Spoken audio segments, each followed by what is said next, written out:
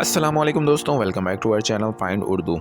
Relay relay का मतलब है पीछे से आगे पास करना या सिग्नल का ट्रांसफ़र। रिले का मतलब होता है कोई इन्फॉर्मेशन, सिग्नल या चीज़ एक शख्स से दूसरे तक पहुंचाना।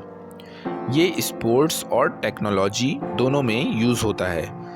रिले रेसेस में बैटन को पास करना इसका लिटरल एग्जाम्पल है, जबकि कम्युनिकेशन और सिग्नल्स के लिए इसका एब्स्ट्रैक्ट यूज़ होता है।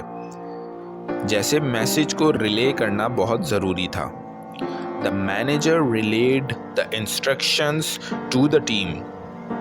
मैनेजर ने इंस्ट्रक्शंस को टीम तक पहुंचाया।